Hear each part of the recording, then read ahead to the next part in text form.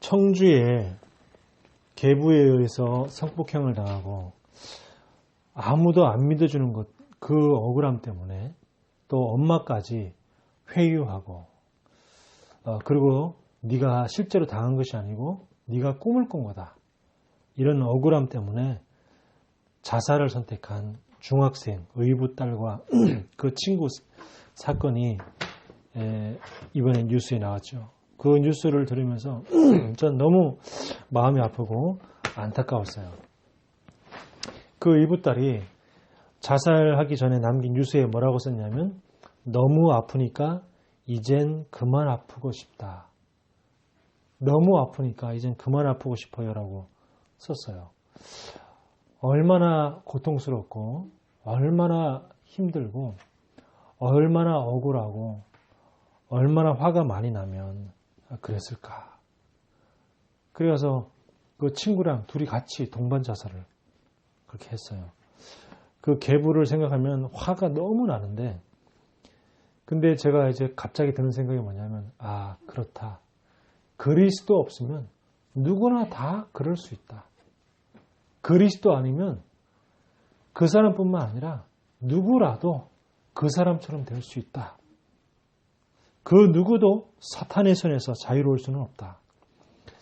이렇게 이 세상은요, 이 현장은 완전히 흑암 가운데 있습니다. 흑암이 세상을 장악하고 있죠. 그래서 성경에 보니까 요한복음 12장 31절에 보니까 사탄이 곧 세상 임금이다 그랬어요. 이 세상을 누가 잡고 있느냐? 사탄이 세상을 딱 잡고 있는 거죠. 그래서 에베소서 2장 2절에도 보면은 이 사단이가 공중 권세를 잡고 있다 그랬어요. 공중 권세. 이 하늘의 권세를 누가 잡고 있냐? 사단이 잡고 있는 겁니다. 이 사단이 하늘의 공중 권세를 잡고 그러면서 성도들로 하여금 기도를 못하게 하고 기도 응답 받지 못하도록 계속 하늘에서 방해를 하는 거예요. 그러니까 이 사람들은요, 마태복음 11장 28절에 보니까 수고하고 무거운 짐, 그 인생의 짐을 지고 고통 속에 살아가고 있는 겁니다. 근데 그 사람뿐만 아니라 우리도 마찬가지였어요. 에베소서 2장 3절에 보니까 우리도 그들과 똑같이 본질상 진노의 자녀다. 그 말이었어요. 우리도 예전에는 진노의 자녀였잖아요. 그 말은 뭐냐면 하나님의 진노 아래 고통을 당할 수밖에 없는 그 인간이 바로 우리도 그렇다 이 말이에요. 다른 말로 하면 요한복음 8장 44절이죠. 너희는 너희 아비 마귀 자녀, 진노의 자녀. 마귀 자녀 이꼴 진노의 자녀. 우리가 그랬단 말이에요. 그래서 에베소서 2장 4절에 보니까 긍휼이 풍성하신 하나님이 우리를 그 큰 사랑으로 우리를 구원하셨다 그랬어요. 그리고 어떻게 구원하셨냐면 에베소서 2장 5절에 보니까 그리스도와 함께 우리를 살리셨다 그랬어요. 예, 그리스도와 함께 그리스도를 십자가의 죽음으로 해서 그 피로 인하여 우리가 방금 찬양을 했습니다. 예수의 피밖에 없네 그랬습니다. 양의 피 바를 때에 모든 저주, 재앙, 운명, 지옥, 그 지옥 같은 현실 거기서 빠져나가게 되었습니다. 그래서 우리가 날마다 뭘 바르냐? 예수 피를 발라야 돼요. 예수 피 얘기 들을 때마다 뭔가 막 해방되어지고 뭔가 풀려나고 말이야. 뭔가 묶인 것을 자유하게 되어지는 그 응답이 있게 되기를 바랍니다. 예수 피 얘기 들을 때마다 기분 나쁘다. 예수 피 들을 때마다 뭔가 좀 나하고 안 맞다. 그거는 이제 구원하고 상관없는 거죠. 예수 피 들을 때마다 뭔가 자유하고 뭔가 힘이 나고 예수 피 바를 때 우리가 가는 현장마다 피를 바르고 우리가 가는 우리 후대의 학교에 예수 피를 바르고 우리 후대들에게 예수 피를 발라주고 그 예수 피 바를 때에 모든 저주 재앙이 완전히 해방되어지는 거기서 끝나는 그 응답이 우리에게 있을 줄 믿습니다. 그래서 에베소서 2장 8절에 보니까 그 은혜를 인하여 우리가 구원받았다 그랬어요. 근데 뭐죠? 믿음으로 말미암아. 근데 그 믿음조차도 우리의 것이 아니라 하나님의 선물이다 그랬어요. 하나님이 우리에게 예수 그리스도를 선물로 주셨는데 그것도 우리가 내 자의 스스로 믿을 수 있는 것이 아니고 하나님이 우리에게 믿을 수 있는 그 믿음을 우리에게 선물로 주셨기 때문에 예수님을 믿고 구원받을 수 있다는 겁니다. 얼마나 감사한지 모르죠. 그래서 하나님이 이번 주간에 우리에게 등잔대를 만들려고 그랬어요. 등잔대. 왜 그러냐? 빛을 비춰야 되기 때문에. 누구에게? 먼저 내 자신에게. 내 자신의 어두운 부분에다가 그리스도의 빛을 비추어서 그 어둠을 밝히라는 겁니다. 그리고 우리 가정과 가문에, 우리 후대에게 그리스도의 빛을 계속 비춰야 되는 거죠. 그리고 우리가 가는 모든 현장 속에, 우리 학교에 이 그리스도의 빛을 현장에 비추어서. 자, 다른 말로 하면 뭡니까? 방주를 지어라 이 말입니다. 등잔대가 있어야지 불을 밝힐 수 있는 것처럼, 그렇죠? 등잔대가 없으면 허공에다 불을 밝힐 수는 없잖아요. 그래서 등잔대를 만들려고 하는 이유는 뭐냐면 불을 밝힐 수 있는 시스템을 만들어라. 방주가 없는데 어떻게 사람이 탈 수 있습니까? 방주가 없는데 어떻게 그 안에 타서 홍수로부터 구원받을 수 있죠? 그럴 수 없습니다. 방주를 만들어야 돼요. 등잔대를 만들라. 우리에게 이 응답이 우리에게 있게 되기를 바랍니다. 오늘 출애굽기 25장 31절에서 40절까지 읽었는데 25장 31절에 보면 이 등잔대를 뭘로 만들려고 하면은 순금으로 만들려고 그랬습니다. 순금으로. 너는 순금으로 등잔대를 쳐 만들되 그랬어요. 자, 순금. 이 순금은요, 제가 한번 알아보니까 절대로 부식이 안 된대요. 아무리 물에 담궈놔도, 아무리 무슨 바깥에 놔둬도 절대 부식이 안 된대요.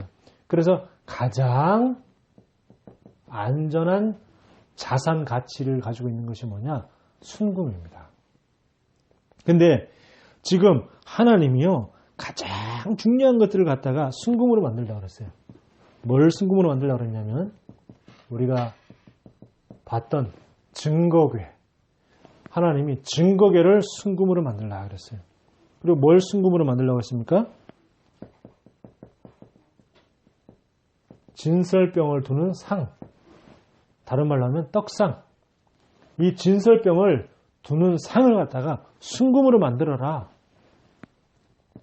그리고 오늘 등잔대를 순금으로 만들라고 그랬어요.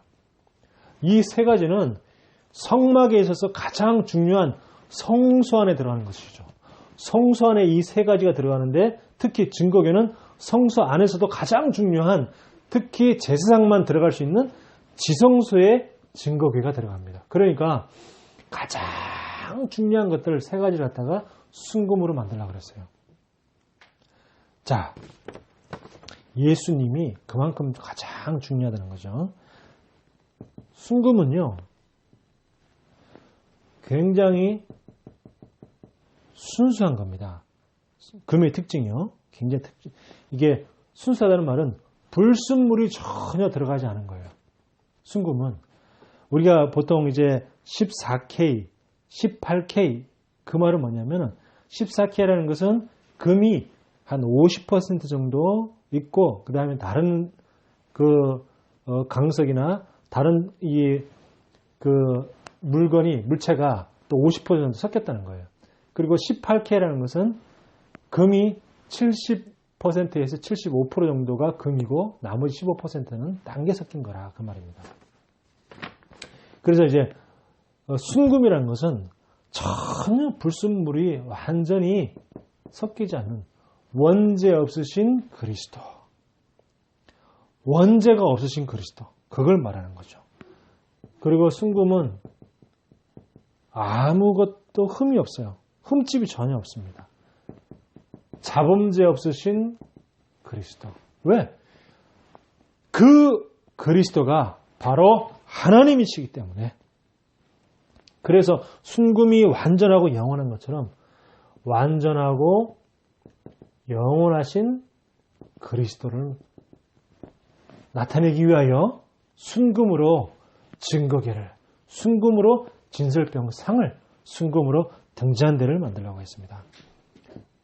자, 그렇게 본다면 증거계는 진리 되시고 영원한 말씀으로 오신, 우리에게 말씀으로 오신 그리스도를 말합니다. 그 의미가 있죠. 그래서 예배 때마다 우리가 말씀으로 답을 딱 찾아야 되고요. 진설병을 두는 상을 왜 만듭니까? 영적으로 굶주린 영혼들에게 정말 영적인 양식을 우리에게 주기 위해서 그리스도가 이 땅에 오시잖아요. 그래서 예수님이 십자가에 못 박히기 바로 전날 최후의 만찬에 내 살과 피를 먹으라 그랬어요.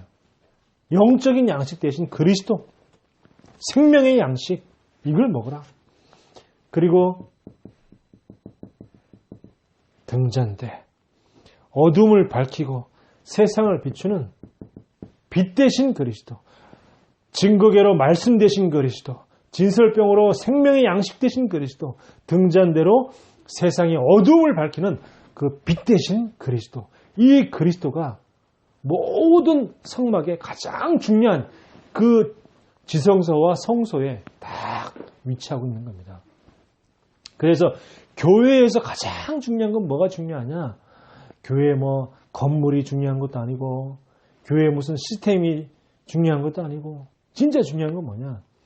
그 교회가 무엇이 계속 말씀에 흘러나오고 있느냐? 복음이 계속 흘러나오고 있느냐? 그 강단이 예수 피가 계속 흘러나오고 있느냐? 그게 중요한 거죠. 그래서 에스겔서에 보면은 그 예수 피가 계속 강단에서부터 흘러나오는데 그 강물이 흘러가는 것보다 다 살아납니다.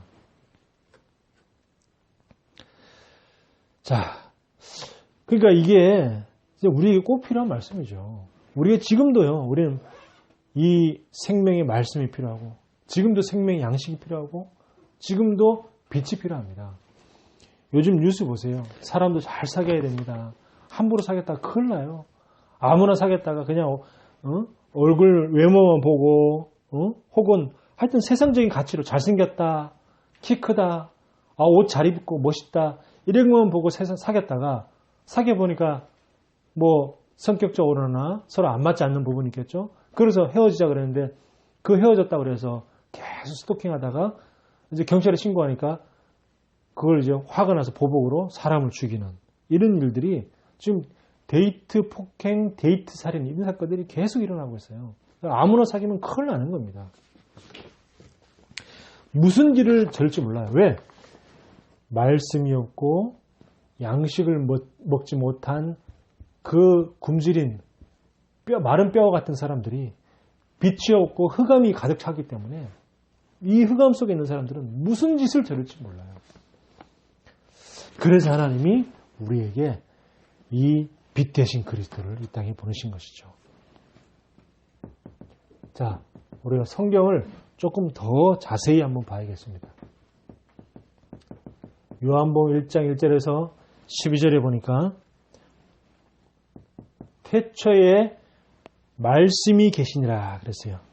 이 말씀이 하나님이다. 그랬고 이 말씀이 하나님과 함께 있다 그랬어요. 모든 이 천지가 말씀에 의해서 지은 바 되었다라고 그랬습니다. 자, 이 말씀이 곧 하나님이다 그랬고요. 그리고 이 말씀 안에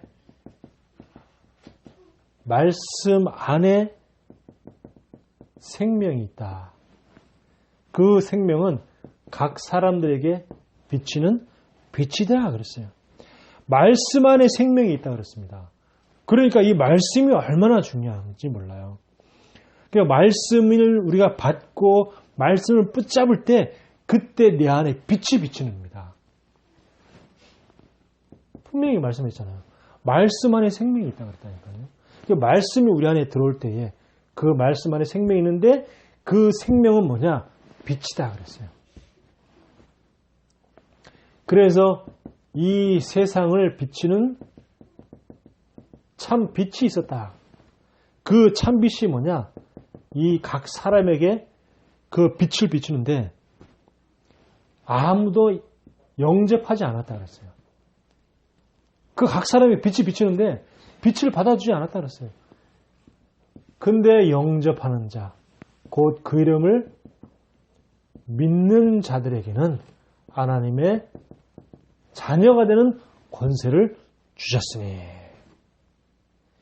예수 그리스도를 마음에 믿고 영접할 때에 하나님의 자녀가 되어지는 겁니다. 자, 다시 보면요. 요한계시록 21장 23절에 보면 뭐라고 말씀하냐면 어린 양이 그 등불이 되심이라 그랬습니다. 어린 양이 등불이라 그랬어요. 어린 양 되시는 예수 그리스도가 우리의 인생에 어둠을 밝히는 빛이다 이 말입니다. 그래서 마태복음 5장 15절에 보면 등불을 말 아래에 두지 않는다. 등불을 어디에 둡니까? 등경 위에 둔다. 왜? 높이 둬야지. 그래야지 많은 곳을 비추고 많은 어둠을 물리치니까. 그런데 그 빛이 어디에 있습니까? 우리에게 들어와 있단 말이에요. 그래서 이사야서 60장 1절에 3절에 보면 일어나라. 뭐하라? 빛을 발하라. 이렇게 말씀하는 거예요. 우리 안에 그 생명의 말씀이 우리 안에 와 있는데 영접하는 자, 곧 그 이름을 믿는 자들에게는 그 생명의 빛이 우리 안에 들어와 있단 말이에요. 그 우리 안에 들은 그 빛을 갖다가 발하라. 빛을 가만 놔두지 말고 빛을 발하라. 이는 내 빛이 임하였고 그랬어요. 우리에게 이미 와 있다는 겁니다. 어둠을 물리치라는 거예요. 이 흑암 가득한 이 세상에 예수 그리스도의 빛을 비추는 그 응답의 주인공이 되어지기를 바랍니다. 자, 그러면요. 우리가 구원받았다라는 것은 빛이 어디요? 내 안에. 빛이 내 안에 들어온 거죠. 그래서 그 빛을 내 안에 이미 빛이 내 안에 들어와 있기 때문에 빛을 환하게 밝히라는 겁니다. 환하게. 나무를 많이 태우면 많이 태울수록 어떻게 돼요? 불이 쫙 커지죠. 우리가 예전에 제가 중고등학교 때 교회 수련회에 가면은 꼭 마지막 날 밤에 뭐 하냐? 나무를 쫙 모아다가 푹 불을 피우고 캠프파이어를 하죠. 캠프파이어를 하면서 주위에 돌아가면서 막 찬양도 막 하고 막 같이 막 이제 남자 여자 청소년끼리 가서 손 붙잡고 막 돌기도 하고 막 찬양도 하고 율동도 하고 막 그러다가 이제 제일 마지막 하이라이트는 뭐예요? 이제 막 자기 죄를 고백하는 시간 갖기도 하기도 하고 거기서 막 기도도 하기도 하고 그래서 막 감정이 막 격하면 막 눈물 흘리고 울기도 하고 막 그러잖아요. 우리 안에 그 빛이 밝아질 때에 우리 안에 빛이 있는데 그 빛이 점점 더 많이 밝아질 때에 어둠이 무너집니다. 내 안에 그리스도의 빛을 밝히려면 어떻게 돼요? 권세를 사용하면 할수록 권세가 뭐냐? 땔감입니다. 이게 빛을 밝히는 이게 땔감이란 말이에요. 그래서 이 권세를 사용하면 할수록 어떻게 된다? 빛이 점점 더 밝아진다 이 말이에요. 어디에? 제일 먼저 내 안에. 내 안에 우리는요 불안해질 때가 너무 많습니다. 그리고요 또 어떤 이유로 인해서 두려움이 생길 때도 많죠. 근데 또 아무 이유 없이 막 불안하고 두려움이 생길 때도 있잖아요. 그런 걸 보고 이제 심해지면 이제 이 영적 문제, 정신 문제라고 하는데 또 염려를 갖다 주는 이런 수도 있습니다. 그래서 내 안에 불안과 두려움과 이 염려를 가져주는 악한 사단아 권세 있는 예수 그리스도 이름으로 결박을 받고 떠나갈지어다. 이걸 사용하는 겁니다. 또 우리의 과거 상처 속에 빠져있게 하고 중요한 순간마다 상처를 끄집어내어서 우리를 갖다가 실패케 하는 이 더러운 사단아 예수 그리스도 이름으로 명하노니 결박을 받고 떠나갈지어다. 이럴 때 자꾸 내 안에 이게 빛이 밝아지는 겁니다. 나를 무능력하고 또 때로는 무기력하게 만들어서 주저앉게 만들고 그래서 결국은 도전하지 못하게 하는 이 저주받은 사단아, 이 저주받은 영아 예수 그리스도 이름으로 내가 너에게 명령하노니 결박을 받고 떠나갈지어다. 이 권세를 계속 사용하는 겁니다. 이걸 어떻게 해요? 이걸 내 안에 계속 나를 밝히면서 그리고 우리 후대에게 이걸 전달해서 후대가 구체적으로 자신의 문제에 대해서 대입을 해서 이게 영적 싸움을 할 수 있도록 어떻게? 내면의 빛을 밝히도록 계속. 자, 그러면서요 현장에 특히 우리가 만나는 이 사람에게 이 전달해서 이게 구체적으로 영적 싸움 할 수 있도록. 영적 싸움 해라 이렇게 말하면요 이게 무슨 말인지는 알아듣지만 구체적으로 어떻게 될지 잘 몰라요. 그러니까 우리 후대들에게 너 영적 싸움 해. 그러면 무슨 말인지 알아. 사단이 있으니까 영적 싸움 해야지 라는 것은 알지만 구체적으로 어떻게 될지 몰라요. 그러니까 구체적으로 가르쳐주는 겁니다. 너에게 불안, 두려움, 염려를 가져주는 악한 사단은 예수 그리스도 이름으로 명하노니 결박을 받고 떠나갈지어다. 이 기도를 해라. 그리고 과거, 상처 이걸 자꾸 너에게 갖다 줘가지고 너에게 실패하게 만드는 이 더러운 사단은 예수 그리스도 이름으로 결박을 받고 떠나갈지어다. 무능력과 무기력을 가져주고 그래서 도전하지 못하게 하는 이 악한 저주받은 영아 예수 그리스도 이름으로 결박을 받고 떠나갈지어다. 이걸 해라. 이 영적 싸움을 해라. 그때 네가 영적인 힘을 얻는 것이다. 이걸 우리가 제대로 가르쳐줘야 되는 거죠. 그래서 이제 2022년도에는 진짜 우리는 새로 시작해야 됩니다. 이제 새롭게, 정말 새롭게. 그래서 하나님 우리에게 성령으로 충만하게 역사하셔서 여기서 나오는 오력이 회복되게 하여 주옵소서. 왜 그렇습니까? 우리에게 있는 이 영적인 미자립에서 자립이 될 수 있도록 내 영혼에 그리스도의 빛을 비추어서 영적 미자립에서 자립의 응답을 받을 수 있도록 이 응답을 받지 못하게 하는 내 마음, 내 생각을 이 성령 충만과 오력을 받지 못하게 뺏어가는 이 악하고 더럽고 이 저주받은 사단아 예수 그리스도 이름으로 결박을 받고 떠나갈지어다. 자, 그리고요 전도의 문을 계속 열리도록 우리가 기도하는 겁니다. 왜 그렇습니까? 전도의 미자립 여기서 빠져나와야 되기 때문에 현장에 그리스도의 빛을 비추어서 자립의 응답을 받을 수 있도록 현장의 인간관계 갈등을 넘어서지 못하게 해서 결국은 인간관계 갈등하느라고 실패하게 만드는 이 더러운 사단아, 예수 그리스도 이름으로 결박받고 떠나갈지어다. 내가 있는 현장에서 전도하지 못하게 하는 이 더러운 사단아, 인간관계 때문에 늘 갈등하고 시험 드는 거, 그 문제에 빠져가지고 전도에 아예 전자도 생각하지 못하게 하는 이 악한 사단아, 예수 그리스도 이름으로 결박을 받고 떠나갈지어다.